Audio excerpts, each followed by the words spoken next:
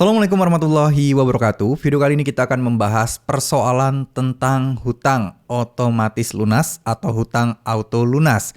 Nah, dari beberapa hari yang lalu banyak banget teman-teman yang berkomentar apakah hutang bisa lunas kalau galbay 1 bulan, 1 tahun, 2 tahun, apakah utang kita bakal lunas otomatis atau tidak. Nah, di video kali ini kita akan bahas terkait masalah tersebut. Karena masih banyak teman-teman di luar sana yang cemas, masih banyak teman-teman di luar sana yang masih panik. Ya, semoga saja teman-teman di luar sana bisa mulai sedikit tenang, mulai juga menemukan solusinya. Dan juga yang paling penting adalah mendapatkan ketenangan hati dulu dan bisa berpikir dengan tenang. Itu yang paling utama dan yang harus kita perjuangkan saat ini. Karena jujur aja di luar sana banyak teman-teman kita yang masih merasa tertekan, stres dan lain sebagainya. Oke. Jadi ngomong-ngomong soal utang, ngomong-ngomong soal pinjaman, ini memang ada yang pro dan kontra. Ada satu pihak yang bilang utang itu ya harus dibayar.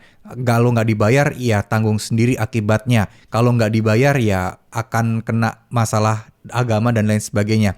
Jujur ya teman-teman ya, utang memang harus dibayar. Tapi teman-teman harus ketahui satu hal. Bahwa masing-masing orang, masing-masing individu, itu mempunyai kondisi dan keadaan masing-masing. Kita tidak bisa samakan. Ada yang bilang kemarin, wah kalau utang mah harus dilunas, saya aja perjuangin abis-abisan nih untuk bayar utang saya, biar utang saya bersih dan lain sebagainya.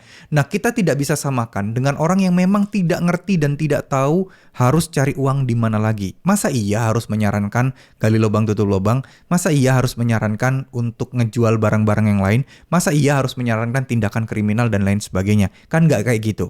Jadi setiap orang mempunyai batasan masing-masing. Kita harus tahu itu. Dan kita harus menghargai, setidaknya berempati aja kepada saudara-saudara kita di luar sana yang sedang gagal bayar atau sedang pusing, sedang stres masalah hutang seperti ini. Jadi udah deh, stop untuk menyerang teman-teman yang galbay hutang. Karena mungkin kalian belum pernah merasakan di posisi mereka, teman-teman belum pernah merasakan di posisi yang tidak punya uang dan ditagih terus-menerus. Oleh karena itu mungkin kalian nggak ngerti bagaimana rasanya. Nah, oke. Ngomong-ngomong soal utang otomatis lunas, itu perlu kita ketahui bahwa setiap aplikasi pinjol kebanyakan ya itu selalu menggunakan asuransi, terutama pinjol-pinjol besar. Tapi kalau pinjol kecil saya rasa kurang paham ya, karena memang pertama informasinya akan sulit didapatkan, yang kedua karena itu nasabahnya sedikit, jadi informasi yang didapatkan juga nggak begitu banyak. Yang ketiga juga ya yang galbay juga akan merasa aman-aman aja karena belum ada desi lapangannya. Nah, sedangkan bagaimana dengan pinjol besar? Saya rasa semua pinjol besar sudah memiliki asuransi. Yang mana asuransi itu yang akan mengganti nilai hutang teman-teman ketika teman-teman tidak bisa bayar. Tapi ada syarat dan ketentuan yang berlaku. Nah, kalau kita bisa bilang apakah galbay pinjol akan otomatis dengan sendirinya, otomatis lunas dan lain sebagainya?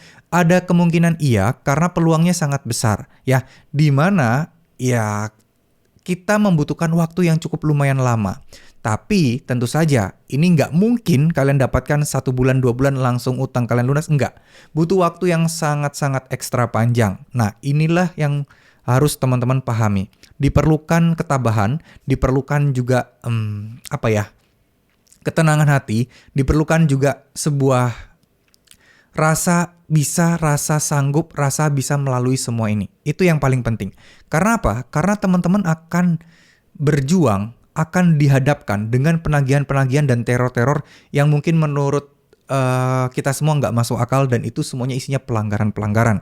Nah, oleh karena itu penting sekali menguatkan mental kita, menguatkan pola pikir kita, menguatkan mindset kita, itu yang paling penting. Dan untuk melalui semua itu, saya selalu menyarankan nggak bosen-bosennya untuk terus meningkatkan ibadah kita, untuk terus berdoa, untuk terus memohon ampun sama Allah SWT, untuk terus menerima kenyataan bahwa ini adalah resikonya dan saya serahkan semuanya sama Tuhan. Saya yakin Tuhan akan menolong saya dan segera memberikan petunjuk kepada saya. Itu yang harus teman-teman segera yakini.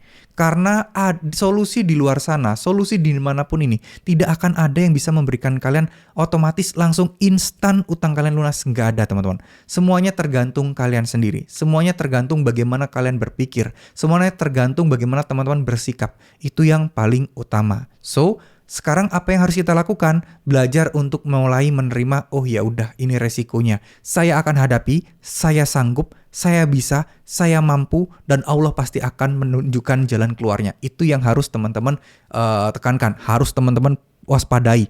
Bukan waspada ya, harus teman-teman camkan lah masalahnya seperti itu ya. Jadi intinya kita harus berfokus kepada apa yang kita yakini, kita harus berfokus kepada apa yang kita ketahui. Dan ini semua sebenarnya kalau kita mikir-mikir ya, apakah OJK sebenarnya nggak tahu ada risiko bahwa nasabah akan galbay? Enggak.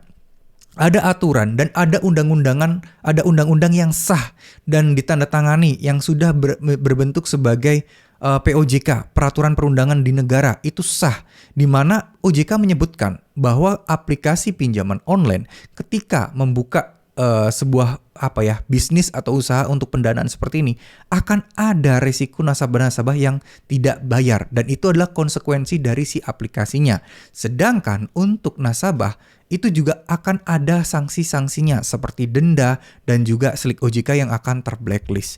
Jadi sebenarnya OJK juga paham resiko untuk galbay itu pasti ada, dan memang nggak mungkin terlepas dari masalah perpinjolan, pasti ada. Namun nyatanya dibiarkan. Nyatanya sudah ada SOP. Namun SOP banyak juga yang dilanggar oleh si pinjolnya. So, nggak ada yang harus kita khawatirkan sebenarnya, ya. Jadi nggak perlu khawatir, galbay itu kalian masih tetap dilindungi oleh hukum kok. Itu aturannya udah sah. Masalah sebar data, kalian aman karena udah ada undang-undang yang sah yang menyatakan bahwa kalian dilindungi untuk data pribadinya. Terus kemudian ada juga undang-undang yang sah, kalian juga dilindungi bahwa galbay itu urusannya perdata bukan pidana, jadi nggak ada sidang dan lain sebagainya. Ada hukum yang sah juga yang melindungi kalian bahwa kalian tidak boleh dikenakan kekerasan ataupun intimidasi. Semuanya jelas sebenarnya. Jadi fokus kita adalah lebih mendekatkan diri dengan Tuhan. Fokus kita adalah lebih yakin akan semua ini pasti akan berlalu, akan semua ini pasti akan beres.